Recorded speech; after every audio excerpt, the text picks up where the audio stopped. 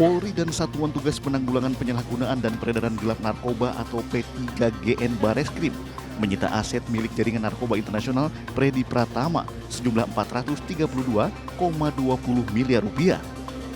Selain itu, 60 orang sudah ditetapkan sebagai tersangka atas kasus narkoba dalam jaringan Freddy Pratama. Saat ini Freddy Pratama berstatus buron yang masuk dalam daftar pencarian orang. Freddy merupakan bos besar dalam bisnis haram peredaran narkoba lintas negara. Dalam kasus Freddy, Polri telah bekerjasama dengan kepolisian Thailand, Malaysia, dan Australia untuk menangkap Freddy Pratama. Perlu kami sampaikan bahwa selama periode tersebut, Satgas Pemberantasan Narkoba tingkat Mabes dan Polda Jajaran telah berhasil menangkap sebanyak 28.861 tersangka. Ya, saya ulangi, dari kurun waktu kebutuhan Satgas sampai saat ini kita sudah menangkap 28.861 tersangka, yang mana terdapat 23.772 tersangka. Sebenarnya Polri telah mengendus keberadaan Freddy Pratama lantaran sang gembong narkoba itu terdeteksi melakukan pencucian uang kepada istrinya. Saya ketemu dengan polisi Thailand dan sudah B2B dengan mereka bicara bahwa mereka akan melakukan tindakan money laundering atau TPPU-nya di Thailand terhadap istrinya Freddy Pratama. Kenapa Pratama gencar sekarang mengirim barang atau membuat candy slab di Jakarta? Karena dana keuangannya sudah menipis.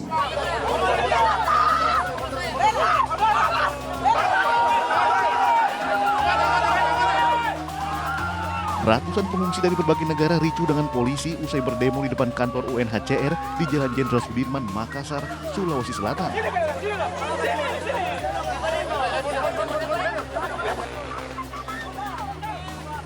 Salah satu pengungsi bahkan pingsan usai terlibat kericuhan.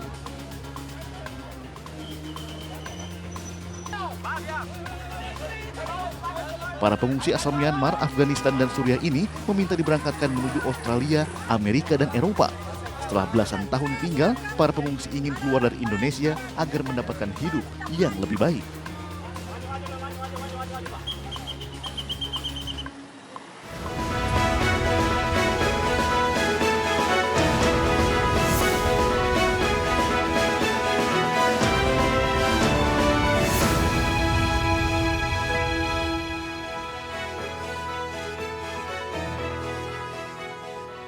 Selamat malam. Kurang dari 6 bulan lagi pelantikan Prabowo Subianto dan Gibran Rakabuming Raka. Ganjar Pranowo dengan lantang dan yakin mengatakan menjadi yang pertama beroposisi. Sekalipun itu sikap yang dinyatakannya secara pribadi, namun ini memunculkan tanda tanya. Apakah sikap oposisi Ganjar Pranowo merintis alias membuka jalan PDI Perjuangan menjadi oposisi? Lantas bagaimana strategi oposisi ala Ganjar? Selengkapnya saya Abraham Silaban akan berdialog secara khusus bersama dengan Ganjar Pranowo dalam The Prime Show. Namun pemirsa, sebelumnya saya akan hadirkan terlebih dahulu sorotan mengenai informasi yang kita ketahui kasus kekerasan di Sekolah Tinggi Ilmu Pelayaran Jakarta yang mengakibatkan taruna tingkat 1 Putu Satria Ananta Rustika meninggal dunia. Berikut informasinya.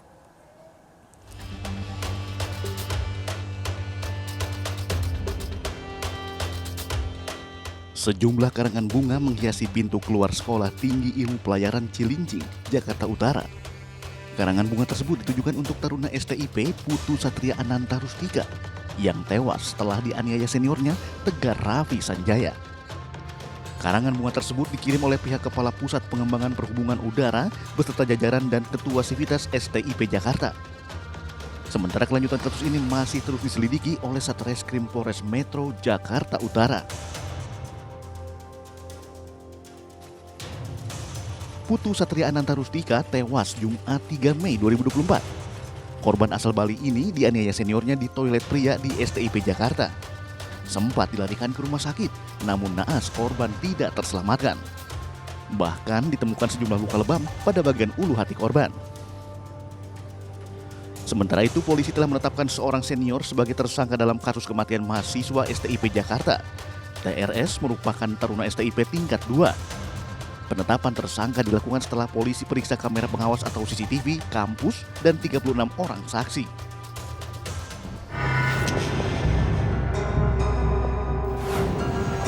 Saya Abram Silaban menuju Sekolah Tinggi Ilmu Pelayaran di daerah Marunda, Jakarta Utara.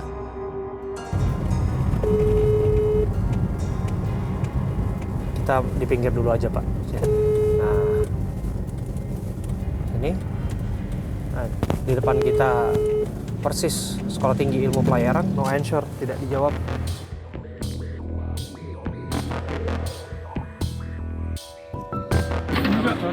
Ya. Sore Pak, ya.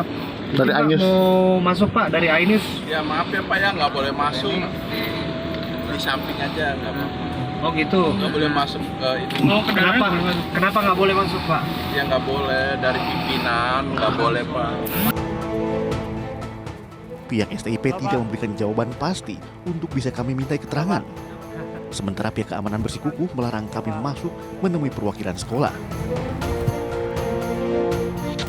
Itu kira-kira jam 11-an ya 10-an itu dari Polres datang, Iya, Polres Jakarta Utara. betul. Bersama tersangka Pak. Iya betul. Masih di dalam kan Pak? Masih di dalam. Oke. Itu mobilnya Mas. Betul Pak. Jadi rombongan ada 10 mobil gitu. Jadi kita hanya jalan itu. Oh nggak apa-apa Pak ya. Iya. Jadi maaf aja. Ya Pak, kita juga mau menjalankan tugas Pak untuk meminta keterangan Pak. Iya.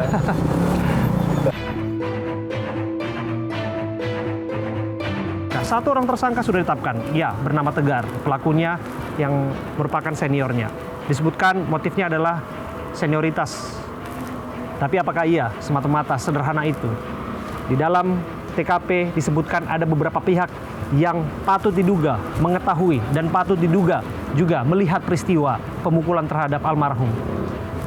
Jangan-jangan ada pihak lain yang sesungguhnya bertanggung jawab terhadap hal ini yang mengantisipasi seharusnya ini tidak terjadi, atau bagaimana evaluasi pengawasan yang dilakukan secara berkala, pembinaan yang dilakukan oleh pihak STIP Marunda dalam hal ini orang-orang yang menjadi tenaga pendidik di sini.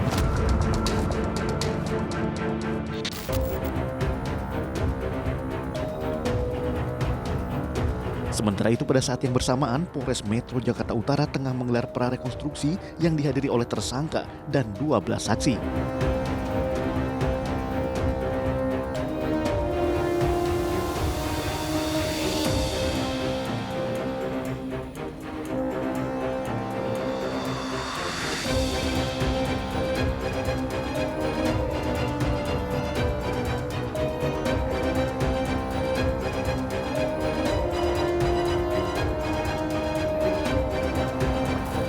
Pak, ini ada beberapa orang diantaranya Pak.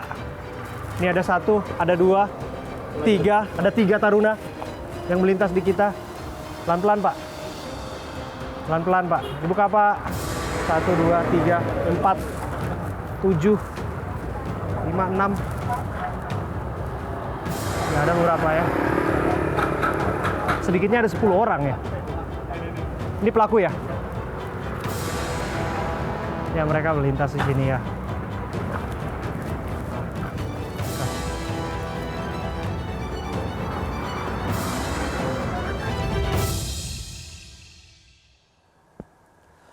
Pemirsa, tewasnya taruna STIP akibat kekerasan yang dilakukan oleh seniornya bukanlah peristiwa yang pertama kali terjadi. Kita tahu bersama, bahkan kami mencatat setidaknya ada 6 kasus yang terkuak jejak kekerasan berdarah di Sekolah Tinggi Ilmu Pelayaran Jakarta sejak tahun 2008. Saya akan hadirkan ya.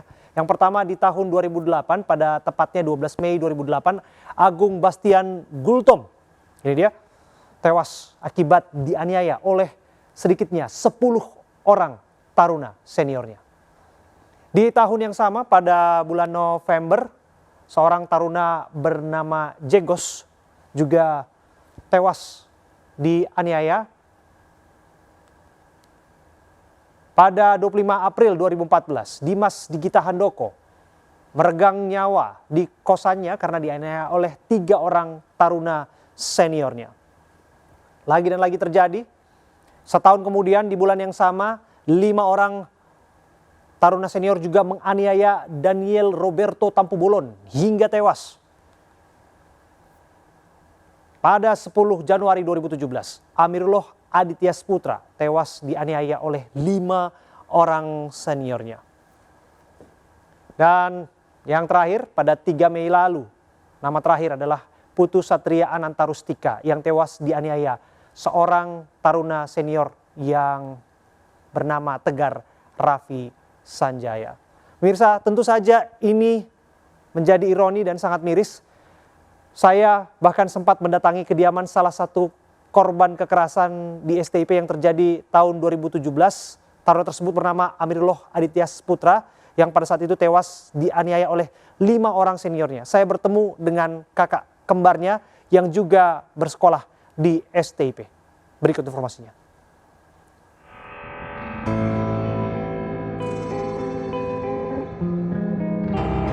Amirullah Aditya Sputra 2017 silam menjadi korban penganiayaan seniornya di Sekolah Tinggi Ilmu Pelayaran Marunda, Jakarta. Saya Abraham Silaban, saya diterima oleh keluarga almarhum dan saya akan berbincang bersama dengan saudara kembar Amirullah Aditya Sputra. Saya bersama dengan kakak kembarnya Amarullah Aditya Sputra. Terima kasih ya Mas Amar sudah menerima kami ya. Iya Mas. Ya, saya ingin tunjukkan kepada sobat semua, di belakang Mas Amar adalah foto almarhum ya. Iya, ini almarhum yang tengah. Yang di tengah almarhum ya. Yang di tengah. Oke, ini foto tahun berapa Mas? Tahun 2017 Mas. 2017. Iya. Oke. Jadi belum lama insiden penganiayaan terjadi ya? Iya, betul. Setepatnya sebulan sebelum insiden foto ini. Sebulan sebelum insiden. Sebelum insiden. Masih terpampang megah di sini, artinya masih menjadi memori Iya. yang ingin diabadikan oleh keluarga, Mas. Ya jelas kita kehilangan untuk saudara kembar saya sendiri, pasti kehilangan. Bagaimana Mas Amar dan keluarga berusaha untuk move on dari trauma yang pernah terjadi di tahun 2017 silam? Kalau kita keluarga, kalau saya tentu juga berat banget Mas ya. Betul, untuk kembarannya, Iya. saudara kembar harus kehilangan dengan cara yang tragis seperti itu. Mohon maaf kami mengajak Anda kepada memori yang sulit itu. Oke. Dan Mas Amar juga ada di dalam institusi yang sama. Iya. Dibina dalam institusi yang sama dan harus kehilangan adik kembarnya hanya karena dianiaya oleh oknum-oknum yang tidak bertanggung jawab itu. Ada 5 orang. Betul. Ya, untuk kita move on itu kita berusaha sebisa mungkin kalau almarhum itu nggak benar-benar meninggal, tapi kita berpikir kalau almarhum itu sedang belayar. Oh ya? Jadi kita move on dengan cara seperti itu Mas. Jadi kita punya Imajinasi, imajinasinya, punya bayangan. Ya, almarhum itu lagi belayar, bukan telah meninggal gitu. Imajinasi kita. Saya merinding, Mas. Ya, Mas. Itu untuk keluarga. Iya. Bagaimana dengan Mas Amar sendiri? Kehilangan saudara kembar akibat insiden penganiayaan tersebut. Saya sendiri, saya terpukul sekali pasti Mas. Saya terpukul sekali. Nggak ada yang bisa menggantikan lah untuk nyawa seseorang. Jadi menurut saya saya sangat terpukul untuk kehilangan kembaran saya itu. Pasti. Bahkan sudah 7 tahun berlalu, tapi tetap saya dalam hati kecil saya sangat sedih. Tentu memori ini pasti flashback atau bisa saja kembali karena peristiwa serupa ternyata terulang kembali. Mas Amar, sudah dengar? Ya, saya sudah dengar. Waktu dengar pertama kali, apa reaksi Mas Amar?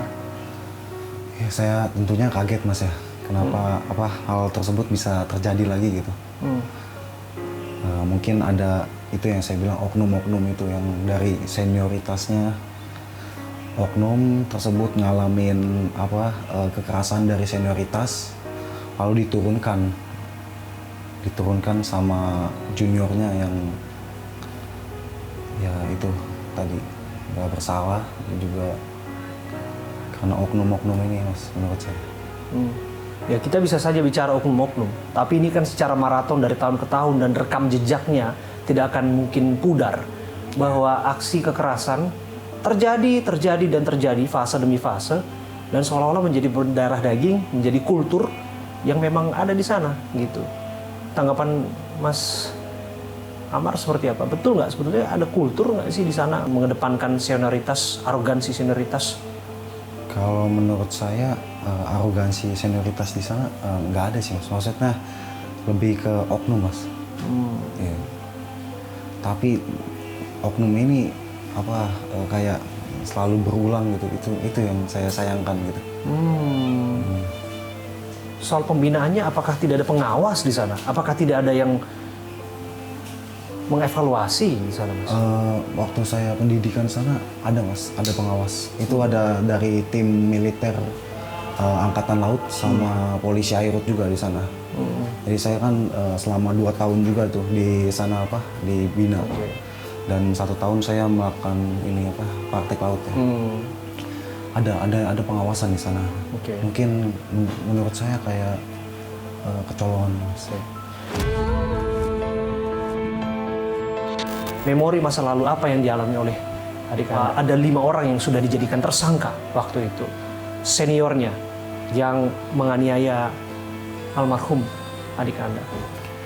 Waktu itu almarhum dipukul, ulu hatinya pecah. Waktu di visum, ulu hatinya pecah. Nah, pukulan di ulu hati. Gitu Mas. Nah, jauh berbeda dengan apa yang kita dengar sekarang juga. Iya. Oleh 5 orang. Sebenarnya 1 orang, cuman 4 orang ini membiarkan. Oke. Jadi jelas ya, waktu itu yang melakukan pemukulan 1 orang. 1 orang menyentuh fisiknya. Iya, 4 orang membiarkan. 4 orang membiarkan. Iya. Karena tidak melakukan pertolongan apapun ataupun tidak menghalang-halangi upaya itu. Betul. Oke, dan jelas di situ pembiaran bisa ditindak. Karena dalam kasus yang terjadi pada Putu Satria, 1 orang dijadikan tersangka. Tapi dalam kesempatan itu ada beberapa pihak yang terlihat dalam CCTV dan kita tidak tahu apa peran mereka masing-masing di sana. Apakah mungkin ada tersangka baru di sana? Menurut Mas Amar, sebagai seorang alumni yang ada di sana, sebagai keluarga korban yang sudah pernah mengalami hal yang pahit akibat penganiayaan itu, kehilangan saudara kembar Anda, saya tidak bisa bayangkan itu. Apa yang mesti dilakukan? Harapan saya sih kekerasan ini mau di sekolah manapun itu nggak pernah terulang lagi. Karena cuman ada air mata dan batu nisan gitu, untuk kekerasan di sekolah kedinasan. Gitu Mas. Ya. Jangan sampai ada batu nisan yang lain. Jangan sampai ada amirullah yang lain. Ya. Putu yang lain dan maupun nama-nama lain yang sudah berpulang akibat kekejian, akibat penganiayaan seperti ini. Dan ini menjadi pelajaran penting bahwa kekerasan di Republik ini, apalagi atas nama pendidikan di lingkungan itu, tidak boleh dibiarkan begitu saja. Saya Abraham Silaban. Sampai jumpa. Ya. Terima kasih Mas.